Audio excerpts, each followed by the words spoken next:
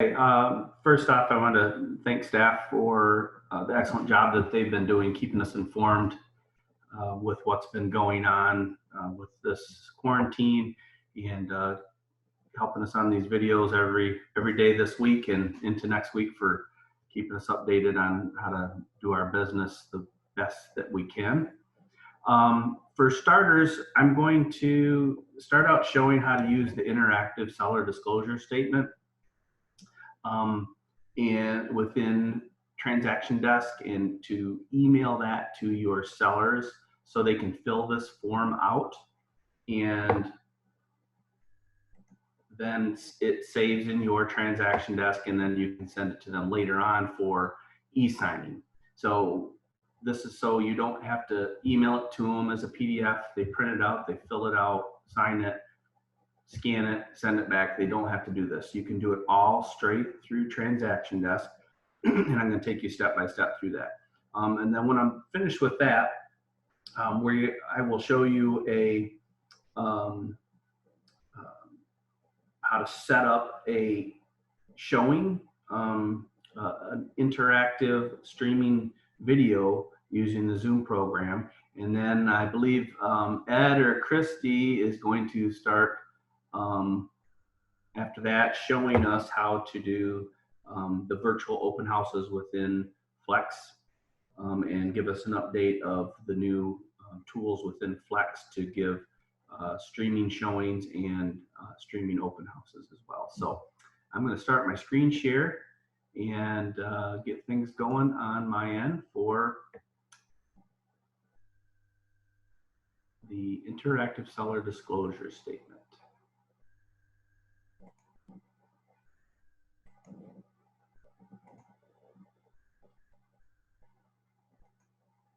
Okay, so right now you should be seeing a test listing at the top of your screen within Transaction Desk. Do you see that, Amanda? Yes, I do. Okay, great. So what I've done is I have created a transaction already. So make sure you're creating a transaction in doing this interactive seller disclosure statement within a transaction. So once you've created the transaction, you will go to the forms section, and you see I've already got forms in my transaction. If you didn't have the interactive disclosure statement already added, of course, you would click the add button, choose from the GLAR forms, and then scroll down to the seller disclosure statement and addendum 419. It's form 137 interactive. Make sure you click the interactive one. Do not click the one that's up here, because that is not interactive and you cannot add, edit, and the seller can't edit. So make sure you choose the interactive. You click the radio button, then you would click add.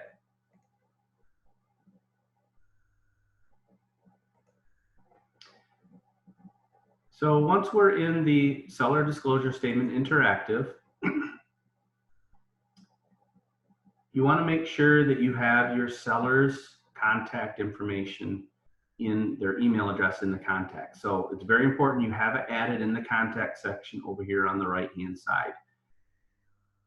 So once you select the radio button, you click on the ellipses button. I actually had to Google that because I didn't know what that was called. So those three little dots are called ellipsis.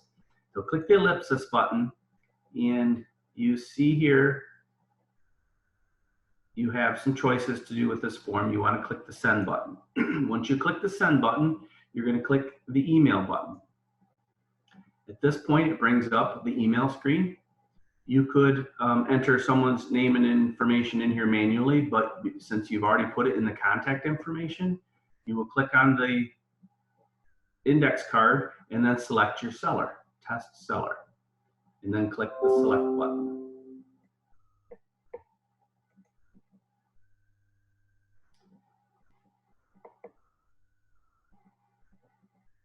I like to enter a more descriptive subject line instead of the generic subject. So I will actually delete this and add the subject seller disclosure statement from myself. And it's same with the message. I will change the instructions in the message. Actually, there are no instructions in the message, so I put my own. And what I like to type in there is, please click the link. Complete the seller disclosure statement in full. Click File Save. When completed, I will resend later for e-signatures. So make sure you tell them that they are not signing this document. So it's very important that you coach your seller a little bit on how to do this. They're not going to be signing this. They're just going to be filling it out at this point. I would send it to them as a link, and also make sure that you allow editing of the forms. If you do not allow editing, the seller will not be able to fill it in. So if you've ever sent this to a seller and they say, hey, it doesn't work, it's because this box here was not checked.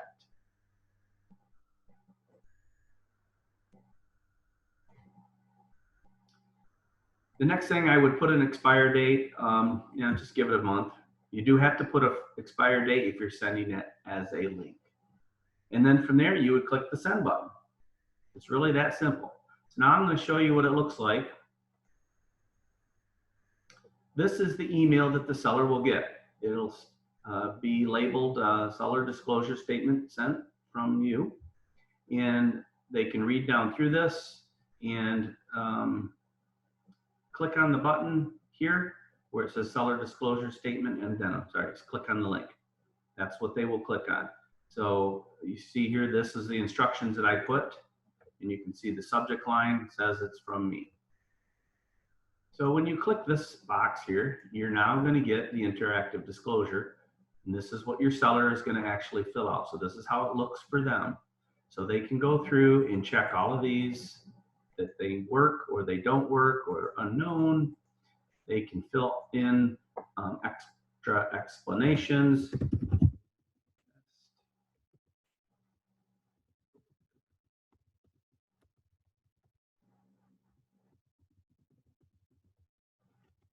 They need to be reminded that they need to save it. So make sure they click File and Save.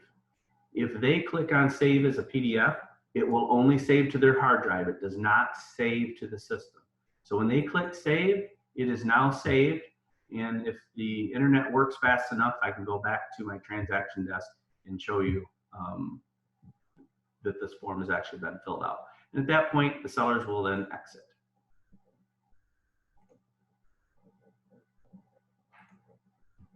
So I'm going to go to the seller disclosure statement interactive.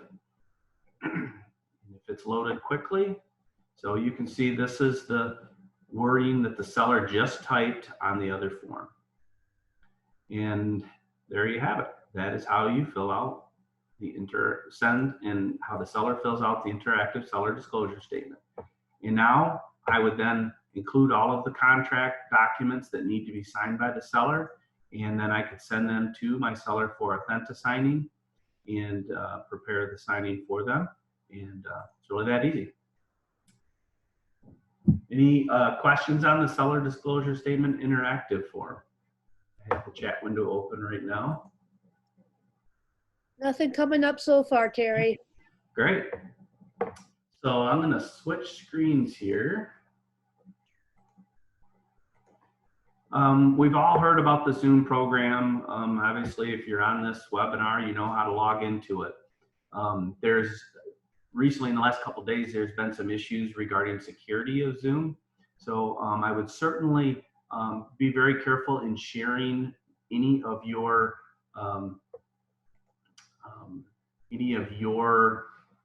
Terry, yes.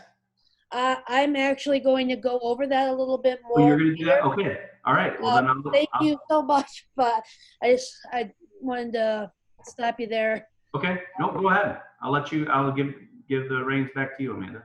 Are you done? Do you have more to go? I'm finished with the interactive seller disclosure. It's that simple. All right, great. So yeah, I will jump in and start talking about some of the security settings with Zoom. So Zoom is one of the many tools that you can use when you're talking about virtual showings. As you can imagine, tons of people all over the world are using Zoom. who maybe did not before.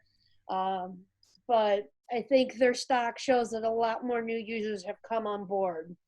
So with that, you also have a significant amount of people sitting at home bored with nothing to do. And those are always, those might not be the nicest people. And so there's been an increase in what's being called a Zoom bombing. So anything can be hacked, anything, period. I just got an email about Marriott being hacked. Zoom is one of those things that can also be hacked. However, there are some measures that you can take where if you're using Zoom as your platform, you can save yourself, because you certainly don't want anybody coming on your Zoom call and putting really unsavory things on the screen and making you look bad as an agent. So I'm going to share my screen so you can see a little bit about that. I'm not going to go over all of the settings in Zoom, because that would take much more time than we have today. So just bear with me while I get my screen up here. It is not working very well for some reason. All right, here we go. All right, you should all be able to see my screen right now in the back end of Zoom. Let me know in the chat if you cannot. So in Zoom, if you go into the upper right-hand corner, you can click to come to your main account. Your name should be there.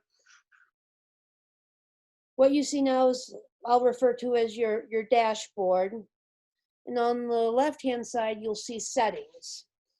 So if you click on settings, there's a whole slew. I could keep scrolling and scrolling and scrolling and scrolling forever. I personally am learning a lot about these settings this week. There's so much there that I didn't even know, but one thing I do want to point out to you is this section here for screen sharing.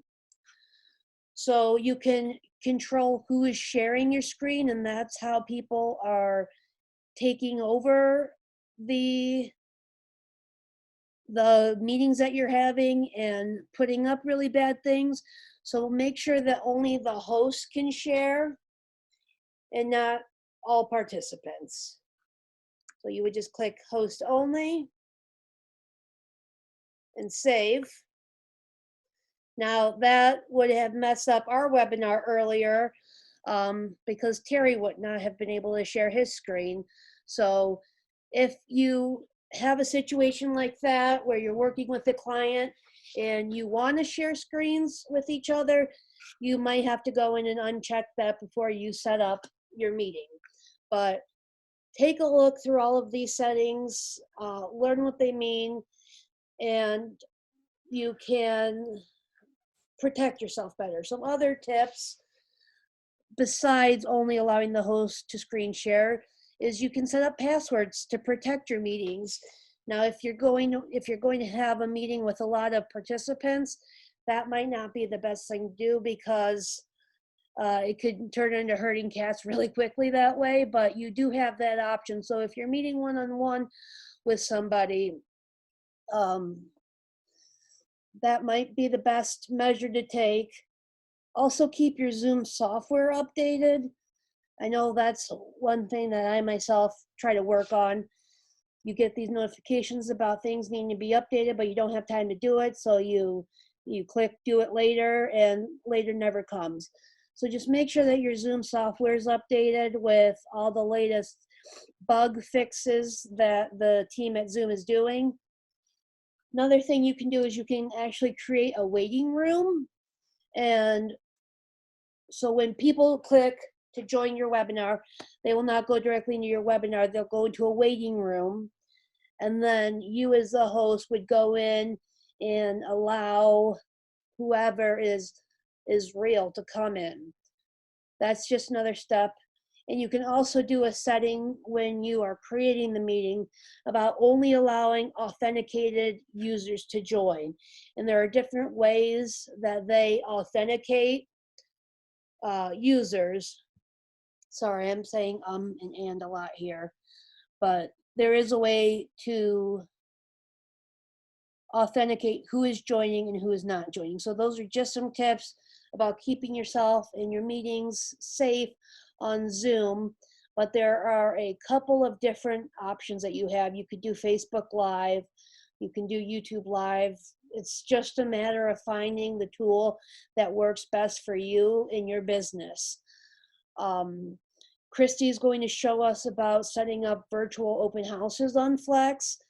And one thing I want you to be aware of when you're doing that, if you put the link in Flex like Christy's going to show you how to do, I would caution you to make sure your Zoom is really locked down if you're going to use Zoom, because those links are going out to the public. And that is, of course, going to just open you up for more risk. And that includes all the syndicated sites. So just something to keep in mind. I'm not telling you not to do it, but just be aware and have your settings locked down if you're going to be doing that. I think that is all that I have. Another tip is keep your personal ID hidden, because that's another way that people can jump in and hijack your meetings, is by using your personal ID. And I know that there have been some videos shared, not by us, but out on the interwebs of putting your personal ID out there, but I would recommend you not do that. Christy, are you ready to talk more about the how-tos of doing the virtual open house on Flex? Sure, I am ready whenever you can. I'll share my screen here. Alrighty, you should be able to. Let me know if you can't. It says I cannot, well, another participant, there we go. Here we go. All right, so this is the announcement that went out, and we'll put this link in the chat and then later in the recording, that Flex sent out for how to do a virtual open house and tours of homes. It's very user-friendly. As you can see here, it shows you the benefits of doing it, how to set up your listing for virtual access with NAR's latest guidance, your options for open houses, and the difference in an open house versus a tour of the home. The open house is going to be a live event. That is something that you're going to set up through Zoom or Facebook. There are all these different platforms that you can use here. You can use Skype, you can use Zoom, you can use Blue Jeans. If your sellers are having an issue with security preference, if they've read the articles on Zoom, there's plenty of options for them on different areas here. And then we'll scroll down here, and this will be available for you to see at any time you want to set up an open house virtually. And it shows you step by step how to do it. It's the same as doing a regular open house. You change the option to virtual, you put in the link. Here it goes, virtual. And then you put in the URL that you're using, whatever platform it is, the time, the day. Same thing we did for an in-person, but the only difference is that you're doing it from a URL. And then let's see, scroll down here, and it's going to show up in your Flex searches. There, I see there's a question coming in. And that's it. And you can do this from your phone also. So if you are not, I mean, everyone's home, you should be on your computers, but if not, you can still do this from your phone. Christy, the one thing that I think is important to mention is that the virtual open house would, again, be something that your seller is participating in. So you would need to set up a meeting with your seller, and your seller is going to be the one that's walking through the house as you're talking about it, or however you choose to do that. Also, when you're entering those virtual open houses in Flex, it has to be a live event. If it's a recording of a tour, then those need to go into virtual tours where you always put those. Any kind of link that is not a live event will be deleted by Flex MLS, not by MLS staff. And they've been sending us updates of who those people are that have those recorded links in there. So just be aware that if you put an open house in there that is not a live event and it's a recorded event, it will be deleted by Flex. So if you have a, you're gonna have to walk your sellers through a little bit on how to do a live event. I think the easiest one, if they aren't familiar with Zoom, is a Facebook Live, and you can do that here too. If it is a vacant home, you will not be able to do a virtual open house because no one's allowed to be there. That's all I have, Amanda, unless there's other questions. I do not see any questions that have come in. I do just want to make a note that you actually can do a link to Facebook Live. When that was first suggested, I was a little weary about it because I didn't know that you could even do links for Facebook Live, but you can, so that's pretty neat. And that would definitely be a way to add security. If I don't have any questions coming in, then I think that we can wrap this up. Thank you, Terry. Thank you, Christy. And thank you, Megan, Amanda, for everybody participating. Thank you to everyone who joined us today. If you happen to think of something later that you maybe didn't think of today, shoot me an email, marketing@gloronline.com, and I'd be happy to address it.